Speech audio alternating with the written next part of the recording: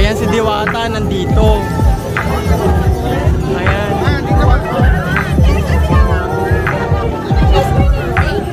Gusto magpa-picture, pumunta na lang kayo rito. Andito si Diwata. Para mabilis. Mamaya nang interview sa mga vlogger, mamaya na picture ko na. Hindi akong pumila, kaya ano na lang ako, fishball, squid balls. Kasi sobrang haba ng pila ngayon.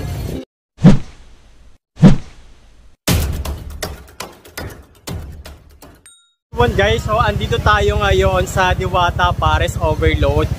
Ngayong araw ay Sabado. So kung makikita nyo guys, sobrang dami ngayon ng tao rito. Ayan. Namangha ako sa pila ngayon kasi sobrang dami.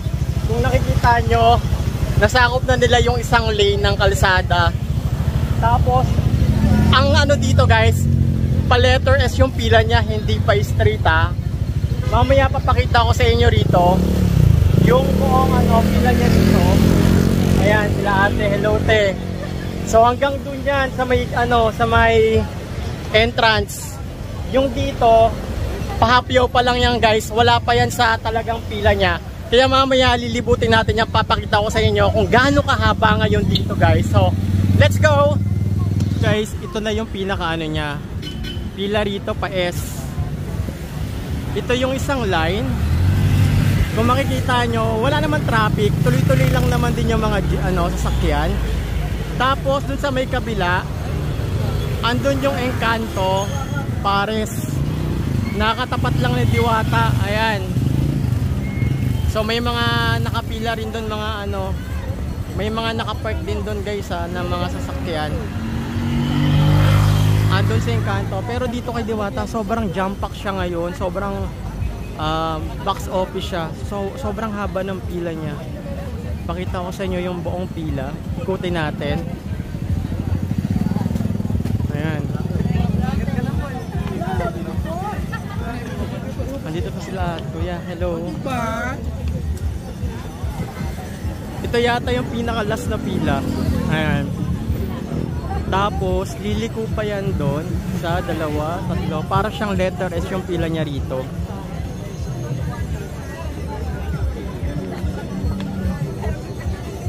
Ang maganda rito guys, mayroon na silang mga ano, vendors, mga ice cream.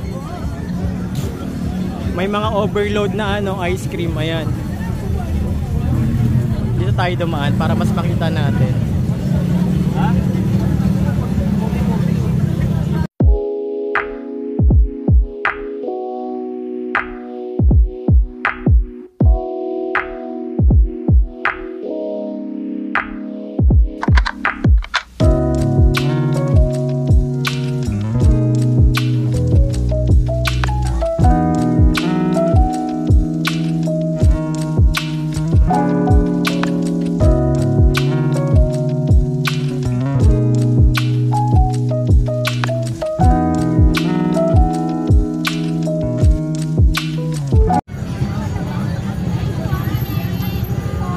Parang piyesta na naman dito kay Diwata.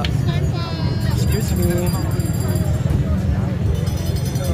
Hello. Hello. Lager.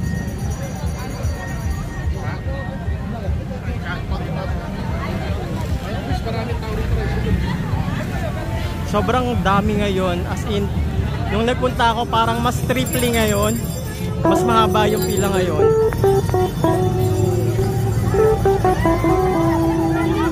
Oh, ayan si Diwata nandito. Ayan.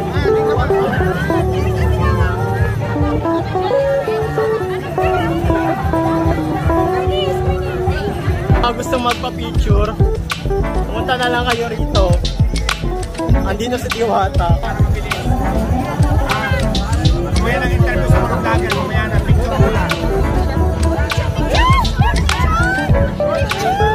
Parang celebrity si Diwata ngayon, no? Nagkakaguluhan.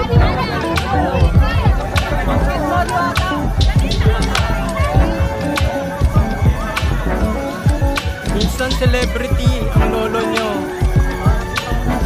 Ang daming cellphone na nakataas.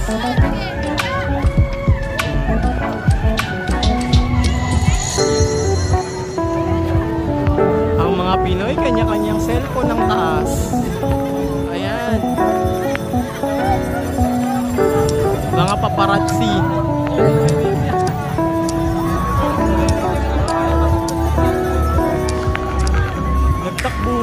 mo tayo.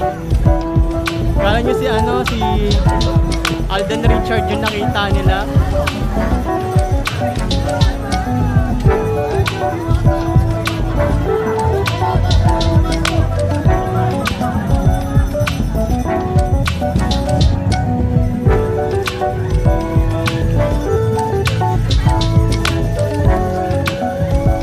Jampang yung pila, no?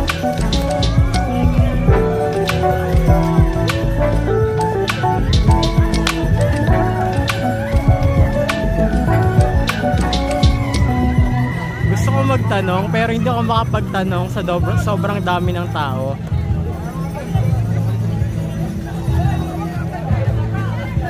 Ay, baka magkapalit kayo ng cellphone.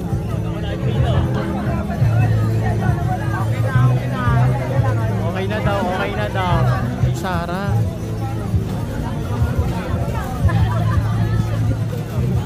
Ayan, pinagkagulo si Diwata. Pero yung pila rito ganito, oh. Naman guys, andun yung kay Diwata. So ngayon naman, pupuntahan naman natin ngayon si Encanto. Kung saan nga ba nakaset up yung kainan dito kay Encanto. Papakita ko sa inyo Kasi magkatapat lang si Encanto at saka si Diwata. Jump pack ng tao kay Diwata. Pero dito kay Encanto, marami rin naman nakaparking ng mga sasakyan kung nakikita nyo. Ayan.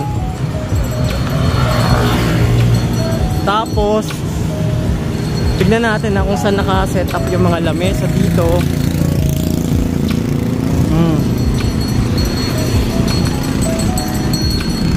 Ayun yung mga lamesa guys. Sa Encanto. Ganito pala rito ka Encanto. Ayan. Marami rin naman kumakain. May pila rin naman.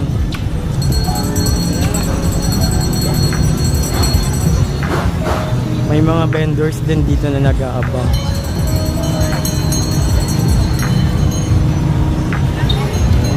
Sobrang simple lang. Tapos ito yung mga motor din dito sa kalsada. So may mga naka-set up din na mga table, stand table. Hi guys. Hi. Kumita ka. Ayan.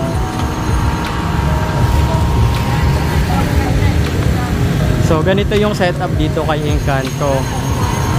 Nasa labas yung mga tables. 'Di ba? Nakita niyo na yung difference. Or no. Encanto. Pares Overload 100. Pero mamaya dadami din to.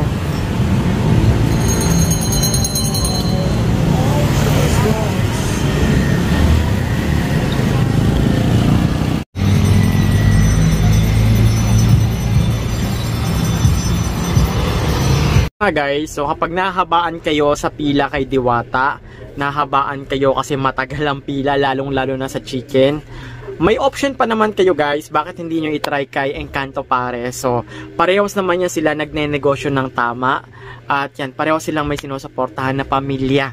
So nagkakaroon lang talaga ng conflict sa mga taong hindi pares, hindi pantay magtrato, katulad ng mga enforcer doon. Especially si Diwata lang talaga yung pinag-iinteresa nila na i-reker. Pagdating kay Encanto, hindi naman, parang nasa kalsada lang yung mga lamesa ni Encanto, di ba, nakita nyo naman. Pero wala naman akong against doon guys Si Diwata meron naman siyang pwesto at hindi naman din nakasagabal yung mga lamesa niya sa kalsada. So both sila is nagne-negosyo, lumalaban ng patas sa buhay. So yung mga enforcer lang talaga dapat maging patas din sa mga lahat ng vendors. Kapag meron kayong na-reker, dapat i-reker nyo talaga lahat. Yung talagang pantay-pantay para hindi kayo masisilip. So yun lang naman ang aking opinion. So hindi ko pa natitikman yung Encanto Pares. Siguro masarap din talaga kasi hindi naman siya pipilahan ng ganon kung hindi masarap. So nakita naman natin yung istorya ng buhay ni Diwata before, kung saan siya nagsimula, at si Encanto naman, alam naman natin dati siyang OFW na ayaw niya nang iiwan yung pamilya niya, kaya ang ginawa na lang talaga nila is pamilya sila na nagtulong-tulong para i-improve yung Encanto Pares. So sana supportahan natin yung dalawang parisan. And I'm sure naman magkaibigan din naman talaga sila. So may problema lang talaga sa enforcer na mga nagre-reker. Sana maging patas sila. So yun lang, that is for today's video. So yun, try nyo kay Diwata. So kay Diwata, ang sabi nga ni Diwata, sa halagang 100, I'm sure mag-e-enjoy kayo sa Paris niya kasi unlimited rice at saka meron na rin siyang soft drinks. And alam nyo ba guys, gusto ko rin ma-experience kay Rosmar Pares Overload. Sana hopefully makapunta rin tayo kay Rosmar, kaso sa Laguna pa yon, sobrang layo. And then meron din pala dito sa amin sa Taguig na Pares Overload din siya. Unlimited sabaw, unlimited taba, unlimited rice, at unlimited juice. Kasi na-experience ko na rin kumain doon dito sa may Taguig, sa may Signal Village, kumain ng Pares niya na overload at saka sobrang sarap din naman talaga. So yun lang guys, that is for today's video, and I hope sana nagustuhan niyo tong video natin. At wag niyo po sana kalimutan na suportahan tong aking YouTube channel guys, so please subscribe at wag niyo kalimutan na i-hit ang notification bell icon on para ma-notify kayo sa mga susunod nating panibagong video na gagawin po dito sa aking YouTube channel. Don't forget to like, share, follow, and subscribe. At kung meron kayong question, sasagutin po natin yan sa abot ng aking makakaya. Pwede nyo po akong i-follow sa aking Facebook page na Chitsipaw Family or Janwi. Pwede kayo mag-DM doon kung meron po kayong question. At pwede kayo mag-comment dyan guys. So yun lang guys, maraming salamat sa panonood at see you on my next vlog. So yun lang guys, supportahan nyo pareho. So talagang silang dalawa is talagang nagsimula sa baba, nagsumikap, naging hardworking, hindi nag-give up sa buhay. So napaka-inspirational yung kanilang life story pareho. So sana parehos natin sila suportahan. So yun lang, maraming salamat at see you on my next vlog.